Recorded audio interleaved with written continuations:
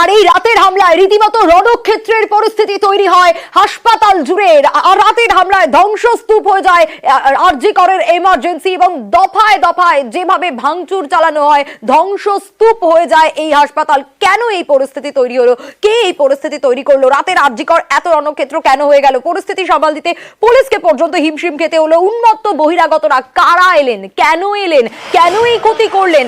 এই প্রশ্নগুলো বারবার উঠে এসছে, এবং এই উন্মত্ত বহিরাগতদের ঠেকানোর জন্য পুলিশ লাঠিচার্জ করতে বাধ্য হয়, পাল্টা টিয়ার গ্যাস ছোড়া হয়, র্যাফ পর্যন্ত নামানো হয়। সরেজমিনে সিপি অতিরিক্ত কমিশনার রক্তাক্ত অবস্থায় ডিউটিতে, মানিকতলার ওসিকেও দেখা যায়, 9 জনকে ইতিমধ্যে পাকড়াও করা হয়েছে। কিন্তু প্রশ্ন বারবার করে উঠছে, কেন এই ঘটনা ঘটলো? রনক রয়েছেন আমাদের সঙ্গে, আরো বিস্তারিত রনক জানাতে পারবে। রনক, বারবার সাধারণ মানুষের মনে একটাই প্রশ্ন, কেন এই ঘটনা, কারা এই ঘটনা ঘটালো, কি কারণে ঘটালো?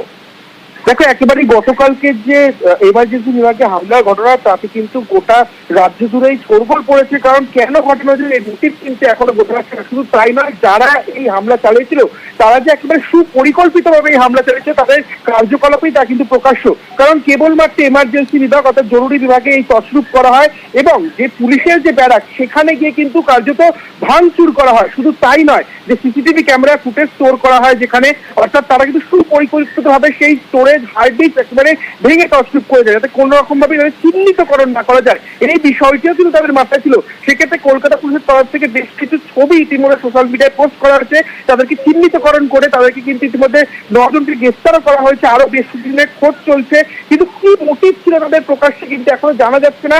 আন্দোলনকারীদের দাবি যে তারা ভেতরে প্রবেশ করার চেষ্টা করছিল, পুলিশের তরফ থেকে আটকানো হলে কিন্তু কিছু জন প্রথমে এসে সেই ব্যারিকেড ভেঙে দেয়, এবং ব্যারিকেড ভেঙে সোজা তারা দৌড় লাগে এমার্জেন্সির দিকে। এবার এমার্জেন্সির ভিতরে যে সমস্ত পুলিশ কর্মীরা কর্মরত ছিল তাদের সঙ্গে একটা ধস্তাধস্তি পরিবেশ তৈরি হয়। একেবারে তাদেরকে সরিয়ে দিয়ে সিসিইউ থেকে শুরু করে আইসিইউ প্রত্যেকটি জায়গায় কার্যত যে ধ্বংসলীলা চালানো হয়, তার সকালবেলা তার চিত্র প্রকাশ্যে রয়েছে।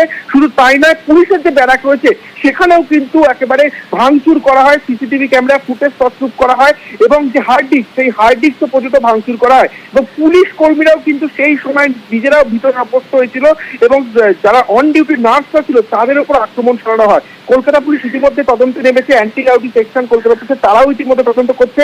কলকাতা পুলিশের জয়েন্ট কমিশনার নিজে সকালবেলা উপস্থিত ছিলেন। প্রচুর পরিমাণে পুলিশ বাহিনী ইতিমধ্যে আরজি কর মেডিকেল কলেজ হাসপাতালে মোতায়েন করা হয়েছে, যাতে আবারও এরকম অপ্রীতিকর পরিস্থিতি কোনো মতে সৃষ্টি নয় সেদিকে কিন্তু কলকাতা পুলিশ নজর রাখছে। এবং যারা এই ঘটনার পেছনে ছিল তাদেরকে কিন্তু ইতিমধ্যে চিহ্নিতকরণ করে খোঁজ চালানোর কাজ কলকাতা পুলিশের তরফ থেকে শুরু করা হয়েছে। একেবারে তদন্ত তো শুরু করা হয়েছে, এবং এটাই সব থেকে বড় প্রশ্ন হয়ে দাঁড়িয়েছে যে এরা কারা। বেশ রওনা